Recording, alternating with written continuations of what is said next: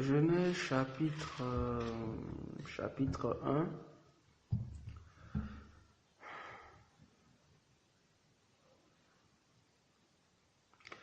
À partir du verset 5.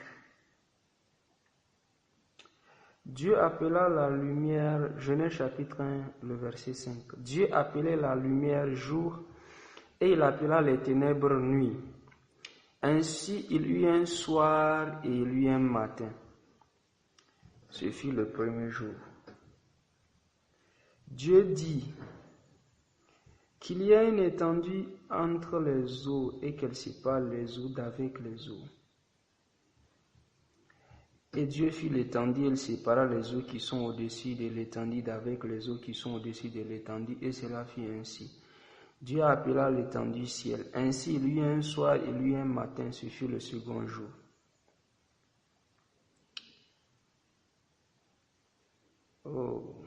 Le verset 13. Ainsi il y eut un soir, il y eut un matin, ce fut le troisième jour. Dieu dit,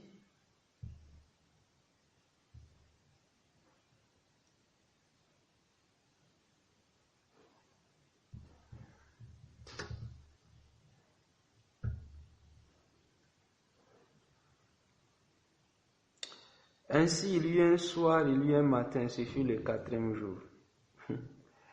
Verset 23. Ainsi il y eut un soir, il y eut un matin, ce fut le cinquième jour.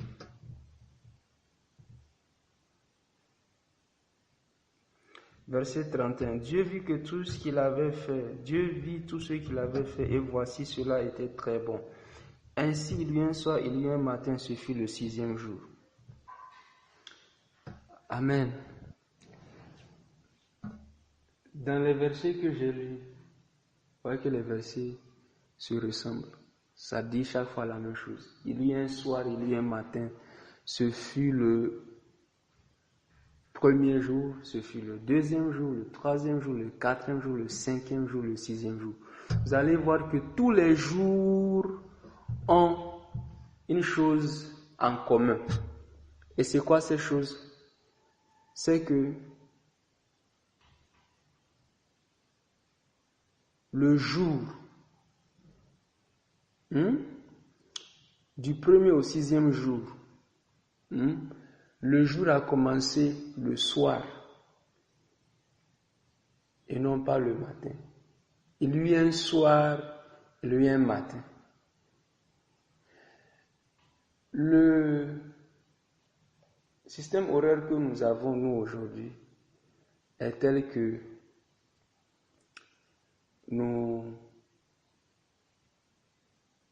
pour nous, la journée commence le matin. C'est ça, non? La journée commence le matin. La journée commence le matin et voilà.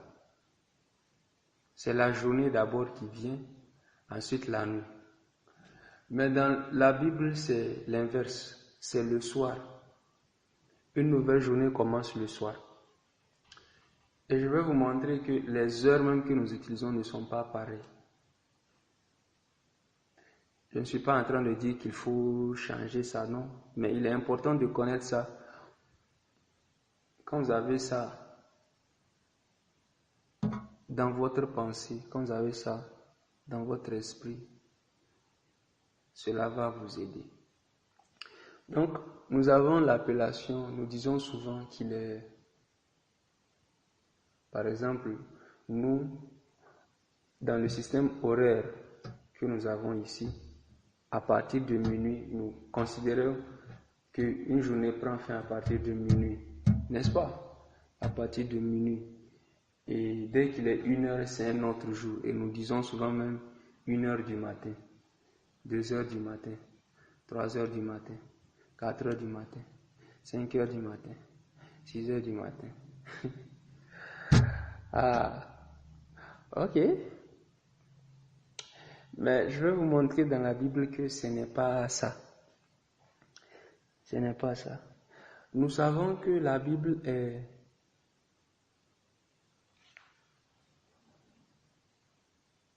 dans la Bible, comme je l'ai dit, c'est d'abord le soir, ensuite le matin.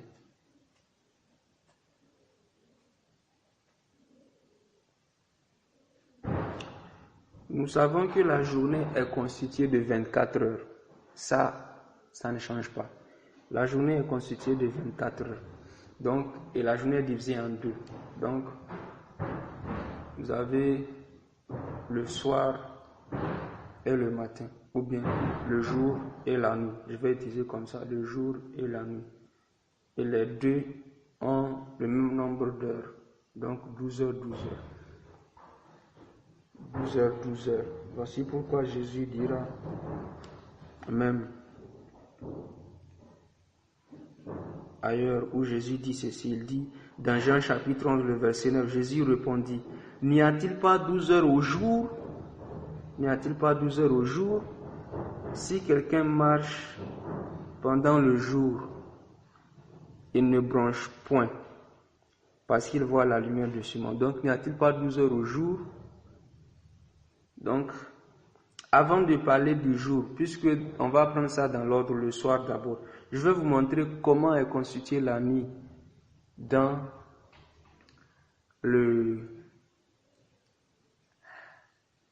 la Bible.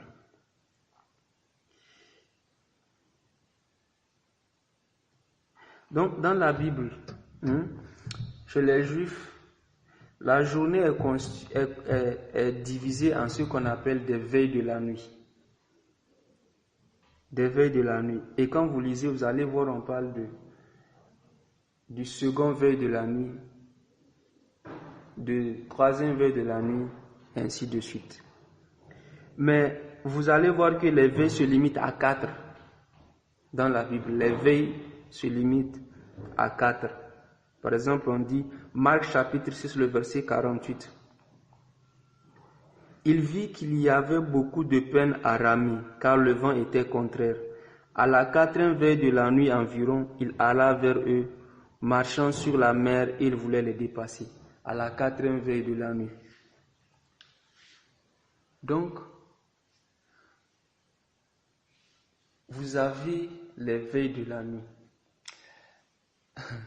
Dans la Bible,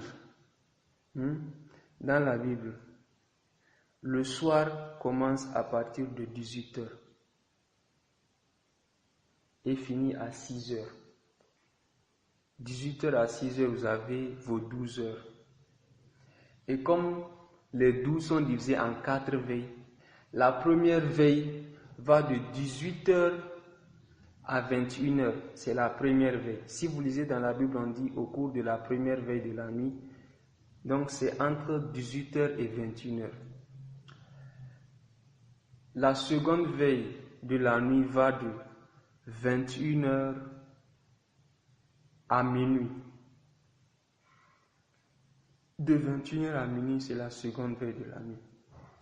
De minuit à 3 heures du matin, c'est la troisième veille de la nuit. Et maintenant, de 3 heures à 6 heures du matin, c'est la 4e veille de la nuit.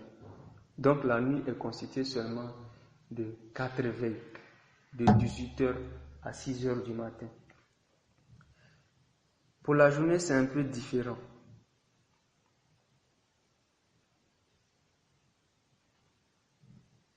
Pour la journée, c'est différent.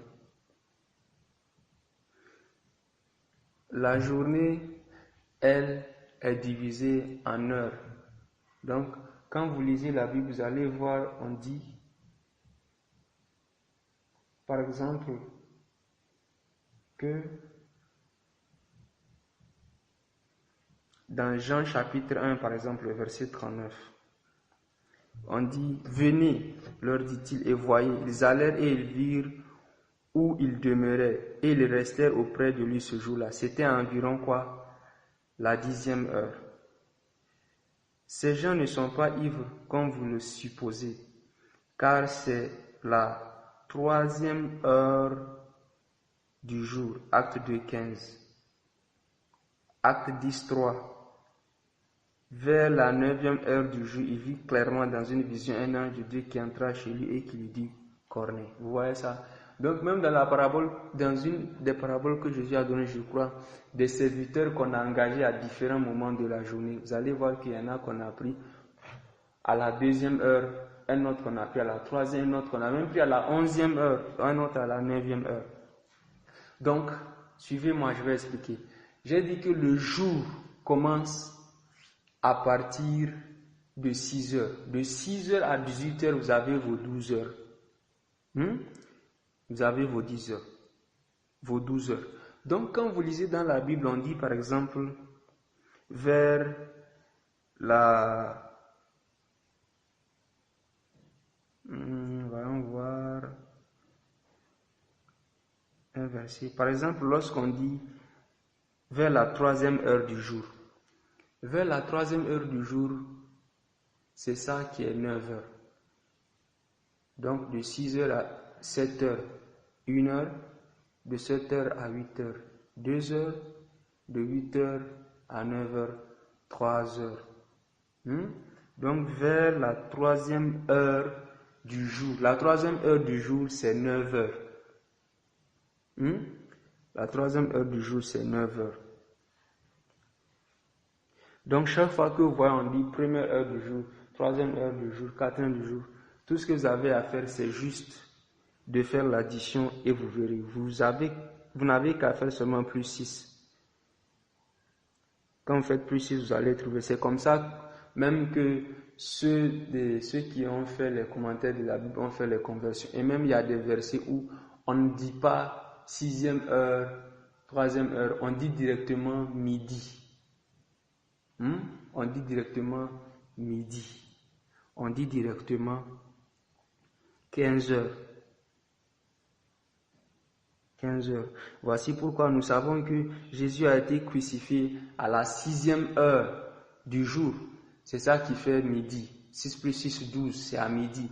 Dans une version, vous allez voir qu'on a dit directement que c'est midi. Et il a rendu l'esprit, il a rendu l'âme à la 9e heure du jour. La 9e heure, c'est ça qui est 15 heures. C'est ça qui est 15 heures. Dans des versions, vous allez voir directement, on a mis à 15 heures. Et même à l'école du dimanche, on vous a enseigné ça. On vous a dit que Jésus est à 12 heures. Il a été crucifié à 12 heures, il a rendu l'âme à 15 heures. Vous avez dit comment c'est ça. Eh bien, c'est comme ça qu'on sait ça. Donc, c'est un système horaire qui est un peu différent. Donc, la nuit est constituée en veille de 6 heures à 18 heures.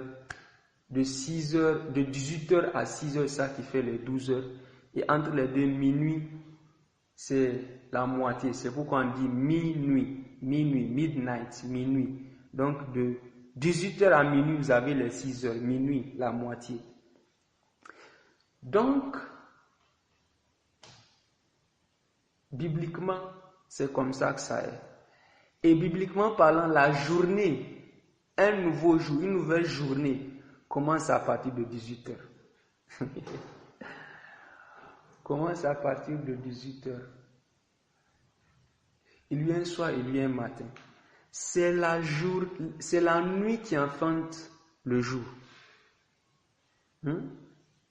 C'est la nuit qui enfante le jour. C'est la nuit qui enfante le jour. Pourquoi est-ce que j'ai commencé par là? C'est parce que j'aimerais montrer, ou disons plutôt, j'aimerais nous exhorter à adopter une culture dans notre vie. Une culture qui se trouve dans la vie de Jésus lui-même. Et cette culture, c'est d'apprendre à prier la nuit. Apprendre à prier la nuit. Luc chapitre 6, le verset 12. En ce temps-là, Jésus se rendit sur la montagne pour prier.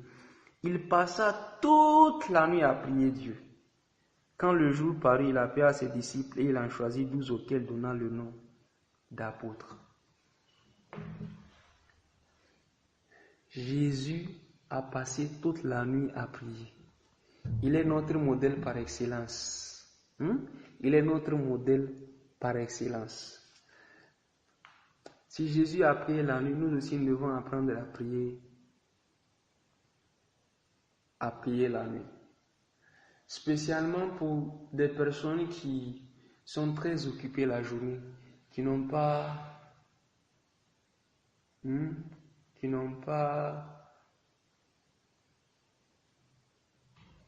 n'arrivent pas à avoir le temps, prendre un temps comme ça pour prier. Vous pouvez profiter de la nuit pour prier. Et lorsque vous voyez dans la vie de Jésus, dans les Écritures, vous verrez que la Bible dit que Jésus est sorti prier pendant qu'il fait encore sombre, pendant qu'il faisait sombre. Et ses disciples vont sortir pour aller le chercher, pour savoir où est-ce qu'il se trouvait.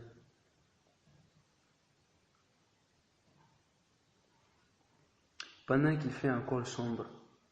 Donc nous devons apprendre à prier. Quand je dis apprendre à prier la nuit, c'est aussi ça. Pendant qu'il fait sombre, apprendre à prier la nuit pendant qu'il fait sombre. Pendant qu'il fait sombre.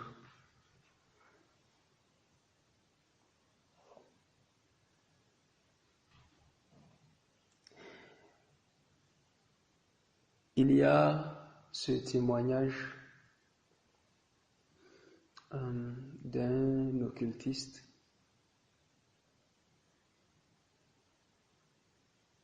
disons un ancien occultiste.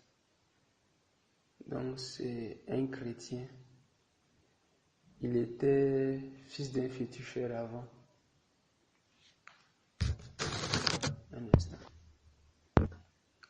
Donc son père était en train de le former pour qu'il puisse le succéder. Donc pour qu'il puisse le succéder. Et pendant qu'il était en train d'être formé, son père lui a dit une chose. Parce que son père est un féticheur, mais la journée, son père est gardien. Son père est un gardien dans la journée. Et son père ne dort qu'entre midi et 15 heures. Entre midi et 15 heures. Mais la nuit, son père ne dort pas. Il passe toute la nuit dans sa case à fétiche, à parler avec les esprits. Donc, son père lui a dit, mon fils, quand tu vas prendre ma place, il y a 3 catégories de personnes qu'il ne faut pas affronter. Tu vas perdre. Il lui a dit, la première catégorie, ce sont les chrétiens qui prient de longues heures. Ce sont les chrétiens qui prient régulièrement de longues heures. 6 heures de temps, 8 heures, 9 heures, 12 heures de temps, en train de prier non-stop. La deuxième catégorie, ce sont les chrétiens qui prient de manière intermittente. Il est en train d'aller au boulot. Le temps d'arriver au boulot, 30 minutes, il est en train de prier. Il est arrivé au service. 2 heures plus tard, il a juste du temps. Il prie encore quelques minutes. 30 minutes plus tard, il est en train de prier. Dans le bus, il est en train de prier. De façon intermittente. Il dit la troisième catégorie, ce sont les chrétiens qui prient la nuit. Elle dit, ces 3 catégories de chrétiens, il ne faut pas les combattre. Tu vas perdre. Donc, lorsqu'il a donné sa vie au Seigneur, il n'a pas oublié la formation qu'on lui a donnée et tout ce qu'on lui a dit. Mais il a gardé ça. Vous voyez, ce n'est pas pour rien si les occultistes aiment faire leur réunion dans la nuit. Pourquoi? Parce que ce n'est pas juste parce que c'est calme, il n'y a personne, mais c'est parce que la nuit, c'est la nuit qui enfante le jour. Dans la nuit, ils vont programmer les choses, ils vont annoncer les choses, décréter des choses. Pour que cela puisse se produire, se réaliser, s'accomplir, avoir ces choses puissent prendre expression dans la journée. Voici pourquoi, très souvent, c'est dans la nuit que le Seigneur nous révèle les plans de l'ennemi, les complots de l'ennemi. Tu seras en train de dormir en rêve, le Seigneur va te montrer ceux qui sont en train de planifier. Le Seigneur va te montrer que telle personne va mourir, telle personne va faire un accident, ceci. C'est parce que c'est en train d'être programmé et Dieu te révèle ça, au moins ça se passe pour que tu te lèves pour prier. Pour qu'au moment où ils sont en train de programmer, toi tu te lèves pour pouvoir démanteler, pour pouvoir déminer, pour pouvoir détruire cela, afin que cela ne se produise pas. Pendant qu'il fait sombre, lorsque nous prions, nous sommes en train de programmer la journée. Voici pourquoi il est bon de se lever très tôt le matin pour pouvoir prier. Pour dire merci à Dieu, lui confier la journée, bénir la journée avant que la journée ne commence. Dans Job, il dit, as-tu jamais commandé au jour et montré au soleil quelle est sa place?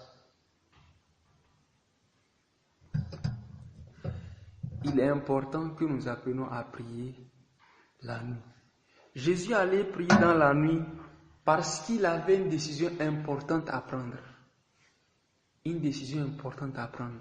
Par moments, il est bon que nous fassions de même. Des fois, quand tu veux prendre des décisions importantes, bien aimé, prie la nuit, prie. Prends la nuit pour prier. Et pour prier la nuit par rapport à la décision que tu veux prendre. Et d'ailleurs, vous allez vous rendre compte que ceux qui prient beaucoup la nuit sont aussi des personnes à qui Dieu parle beaucoup par les rêves. Oui. Ceux qui prient beaucoup dans la nuit sont les personnes à qui Dieu parle beaucoup par les rêves. Oui. Dieu les parle beaucoup par les rêves. Et si tu t'attends à ce que Dieu te parle, il y a des moments où après avoir prié, tout ce que tu devrais aller faire, c'est aller dormir. Pour que Dieu puisse te parler. C'est aller dormir. Si tu as un sujet, une question que tu as dans le cœur, et toutes les nuits tu pries là-dessus avant de dormir, bien aimé, Dieu va te parler. Dieu va te parler dessus, je te le dis. Si c'est la dernière chose à laquelle tu penses, par rapport à laquelle tu as prié avant de dormir, 1 nuit, 2 nuits, 3 nuits, 7 jours, il va te parler. Il va te parler. J'ai dit c'est important de prier la nuit, spécialement pour ceux qui font des travails qui font un travail dans la journée qui est difficile, qui est éprouvant physiquement, et ils ne peuvent pas jeûner sans que cela n'affecte leur travail, mais ils doivent consulter et prier Dieu. Prends la nuit. Juste 1 heure de temps, 2 heures de temps pour prier par rapport à un sujet, pour prier par rapport à une chose. Tu verras Dieu intervenir, tu verras Dieu te répondre. La nuit est un moment propice pour le combat spirituel. La nuit est un moment propice pour le combat spirituel. Dans le livre de Actes chapitre 16, la Bible nous dit que Pierre et Paul et Silas ont été emprisonnés. Pendant tout le temps, ils ont été emprisonnés. La Bible ne nous dit pas s'ils ont prié ou pas. La Bible ne nous dit pas. Mais la Bible nous dit que vers le milieu de la nuit, à partir de minuit, la Bible dit qu'ils se mettent à prier et chanter les louanges de Dieu. Ils ont attendu minuit pour commencer à prier. Pour commencer, Vous avez, la Bible dit que prier et faire quoi? Chanter les louanges de Dieu. Lorsqu'ils sont en train de chanter les louanges de Dieu, ils sont en train de réveiller le puissant guerrier. Ils sont en train de provoquer le grand monarque pour qu'il puisse intervenir. C'est dans ce moment-là que Dieu déploie les anges en notre faveur. C'est dans ce moment-là, pendant que tu es en train de prier ici, pendant que tu es en train de déclarer, pendant que tu es en train de commander, d'insister que ce qui a dit se produise, c'est dans ce moment-là que les anges de Dieu descendent et aussi commencent à œuvrer. Et la Bible dit que pendant qu'ils chantaient le nom de Dieu, il y a eu un tremblement. Et les portes de la prison se sont ouvertes. Bien aimé, si tu peux prier dans la nuit, les portes des prisons dans ta vie vont s'ouvrir au nom de Jésus. Les portes de la prison se sont ouvertes. Voici pourquoi ce fils avait dit à son père, il ne faut pas le combattre. Parce que s'il prie la nuit régulièrement, à un moment, même s'il y a une prison, les portes vont s'ouvrir. Les portes vont s'ouvrir.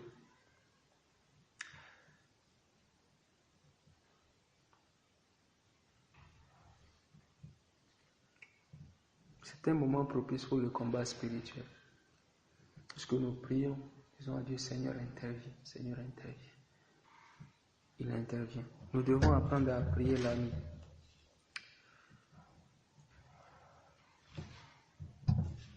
Vous voyez, beaucoup d'entre vous-même, il est arrivé des fois que le Seigneur vous a réveillé. Le Seigneur vous réveille même la nuit pour que vous puissiez prier. Vous rêvez, vous sentez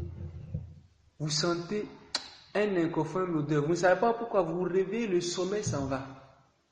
Ou votre nuit est agitée, vous n'arrivez pas à dormir. Bien-aimé, ne dors pas.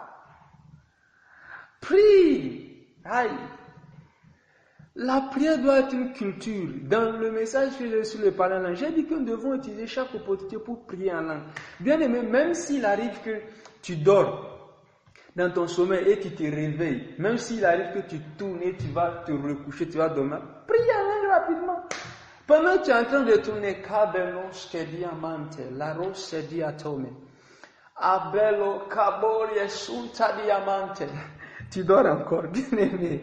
Tu ne sais pas ce que tu viens de dire là peut produire.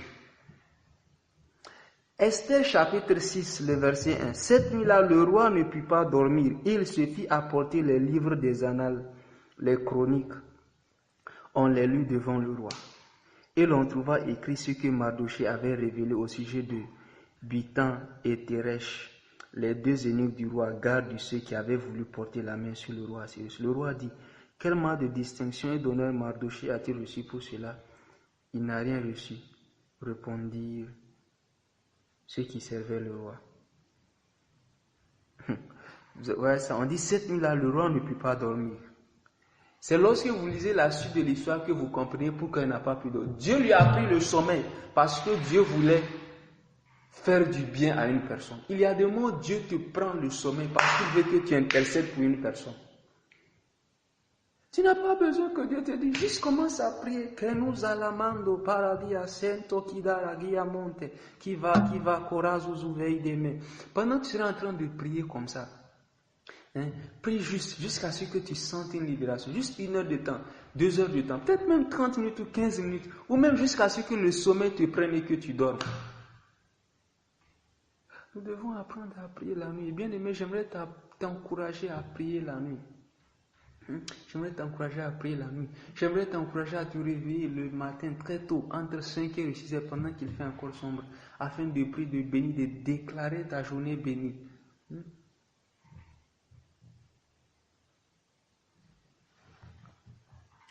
Au nom de Jésus. Au nom de Jésus. Apprendre à prier la nuit. Apprendre à prier la nuit.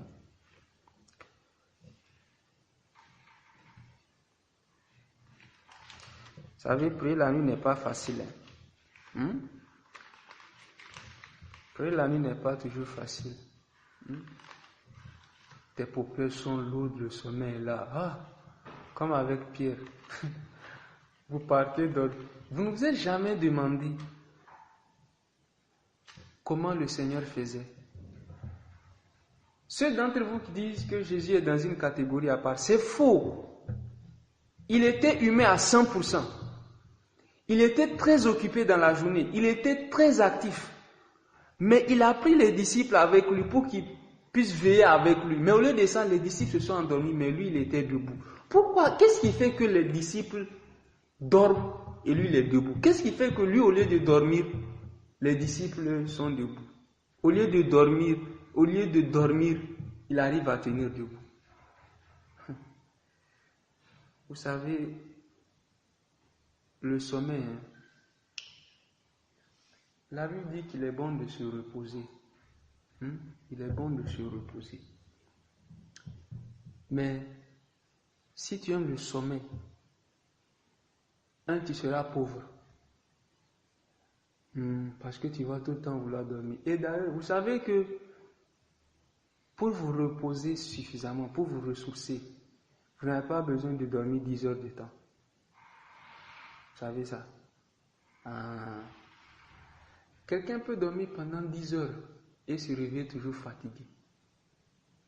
Mais quelqu'un va avoir 2 bonnes heures de sommeil et il est prêt pour la journée. 2 bonnes heures seulement, on dirait qu'il a dormi des heures et des heures. Parce qu'il a dormi profondément, il a été ressourcé.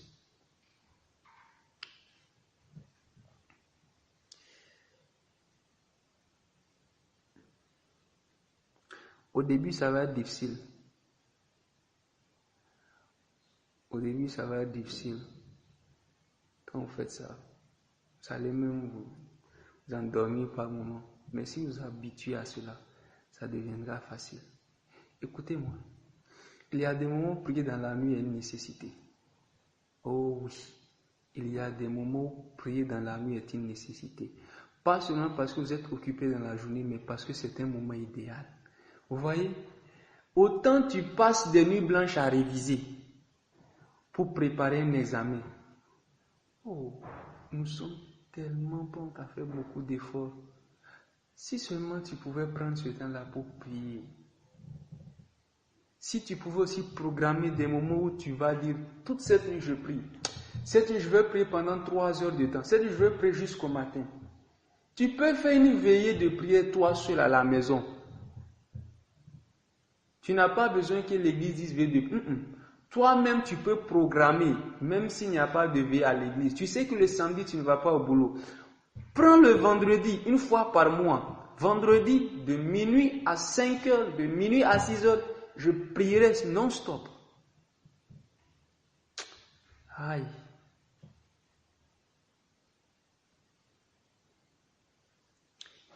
Il y a une telle puissance dans la nuit, bien-aimé. Il y a une telle puissance dans la nuit. La nuit enfante le jour. Lorsque vous sémez dans la nuit, vous allez récolter dans la journée. Nous devons apprendre à prier dans la nuit. Je prie que Dieu nous donne la force de pouvoir prier dans la nuit. Je prie que l'énergie que le Saint-Esprit donnait à Jésus, qui lui permettait de tenir bon, qui lui permettait de rester debout même dans la nuit pour pouvoir prier, que le Seigneur nous donne cette énergie-là. Bien aimé, ceux qui prient renouvellent leur force. Ceux qui prient ont une énergie physique même qui permet qu'ils puissent tenir quand les autres dorment. C'est parce qu'ils prient qu'ils tiennent. Au nom de Jésus, que Dieu te bénisse.